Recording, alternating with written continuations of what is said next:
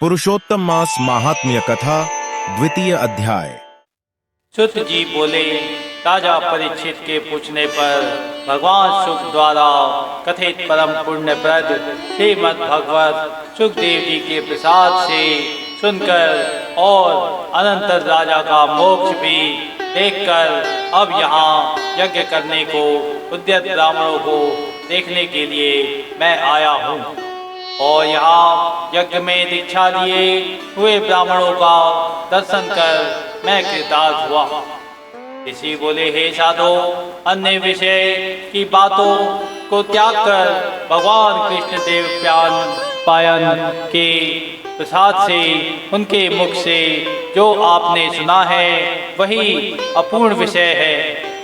हे सुत जी, आप हम लोगों से कहिए, हे महाभाग, संसार में जिससे परे कोई सार नहीं है, ऐसी मन को प्रसन्न करने वाली और जो सुधा से भी अधिकतर हितकर है, ऐसी पुण्य कथा हम लोगों को सुनाइए। सुत जी बोले, विलोम ब्राह्मण के चरु में क्षत्रिय का चरु मिल जाने से उत्पन्न होने पर भी मैं धन्य हूँ। जो श्रेष्ठ पुरुष भी आप लोग मुझसे पूछ रहे हैं, भगवान व्यास के मुख से जो मैंने सुना है वह यथा ज्ञान मैं कहता हूँ। एक समय नारद मुनि नर नारायण के आश्रम में गए, जो आश्रम बहुत से तपस्वी सिद्धों तथा देवताओं से भी युक्त है और बैल, बहेड़ा, आंवला, बेल, आम, अमड़ा, कैथ, जामुन, कदम्बादि और अनेक वृक्षों से सुशोभित है। भगवान विष्णु के चरणों से निकलती हुई पवित्र गंगा और अलकनंदा भी जहाँ बह रही है, ऐसे नर नारायण के स्नान में श्री नारद मुनि ने जाकर उन पर ब्रह्मा नारायण को, जिनका मन सदा चिंतन में लगा रहता है, जिसके जितेंद्रिय काम क्रोध आदि छहो शत्रुओं को जीते हुए हैं, अत्यंत प्रभाव जिनके शरीर से चमक रही है, ऐसे देवताओं के भी देव तपस्वी नारायण को साष्टांग दंडवत प्रणाम कर और हाथ जोड़कर नारद उस मुनि व्यापक प्रभु की स्तुति करने लगे। नारद जी बोले, हे देव देव, हे जगन्नाथ, हे कृपा सागर, हे सतपति, हे सत्यव्रत हो, सत्य हो, सत्य आत्मा हो और सत्य संभव हो।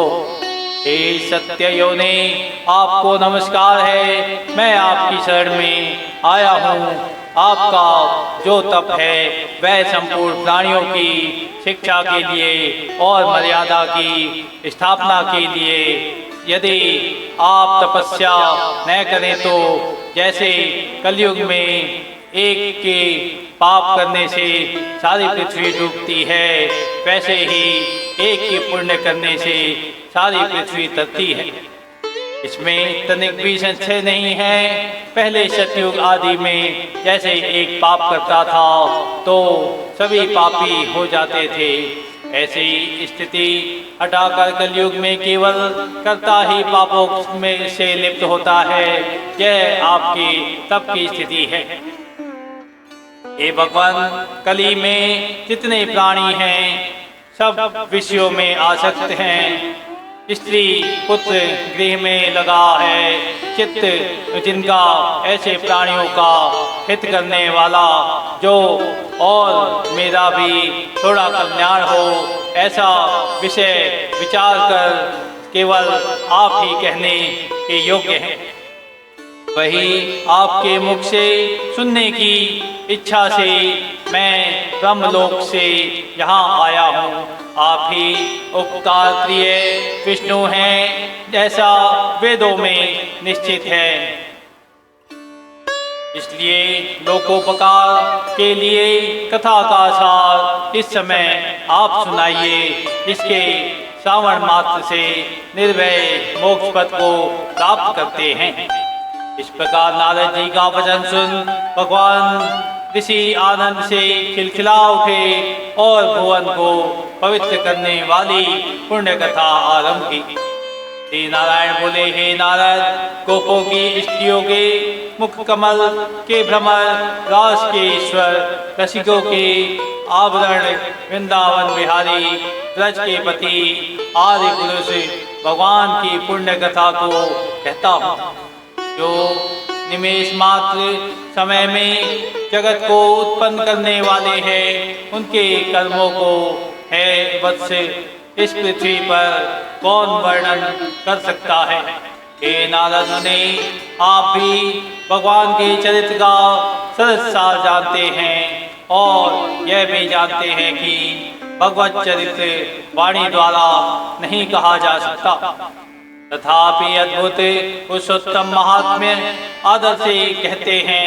यह पुरुषोत्तम महात्म्य दरिद्रता और वैधव्य को नाश करने वाला, यश का दाता, वह सत्पुत्र और मोक्ष को देने वाला, अतः शीघ्र ही इसका प्रयोग करना चाहिए। नारद बोले, हे मुने, पुरुषोत्तम नामक कौन देवता है, उनका महात्म्य क्या है, यह अद्भुत सा प्रतीत होता है, अतः आप मुझसे विस्तार पूर्वक कहिए। जी बोले, श्री नारद जी का वचन सुन नारायण क्षण मात्र पुरुषोत्तम में अच्छी तरह मन लगाकर बोले। श्री नारायण बोले, पुरुषोत्तम यह मास का नाम जो पड़ा है वह भी कारण से युक्त है। पुरुषोत्तम मास के स्वामी दया सागर पुरुषोत्तम ही हैं, इसलिए ऋषिगण इसको पुरुषोत्तम मास कहते हैं। पुरुषोत्तम मास के व्रत करने से भगवान पुरुषोत्तम प्रसन्न होते हैं। नारद जी बोले, चैत्रादि मास जो है वे अपने अपने स्वामी देवताओं से युक्त हैं, ऐसा मैंने सुना है, परंतु उनके बीच में पुरुषोत्तम नाम का मास नहीं सुना। पुरुषोत्तम मास कौन है और पुरुषोत्तम मास के स्वामी कृपा के निधि पुरुषोत्तम कैसे हुए? हे कृपा निधि, यह आप मुझसे कहिए, इस समय का स्वरूप विधान के सहित है, प्रभु कहिए। हे सतपते, इस मास में क्या करना, कैसे स्नान करना, क्या दान करना, इस मास का जप, पूजा, उपवास आदि क्या साधन है, कहिए। इस मास के विधान से कौन देवता प्रसन्न होते हैं और क्या फल देते हैं, इसके अतिरिक्त और जो कुछ भी तथ्य हो वह हे तपोधन कहिए। साधु जिनों के ऊपर कृपा करने वाले होते हैं, वे बिना पूछे कृपा करके सदुपदेश दिया करते हैं।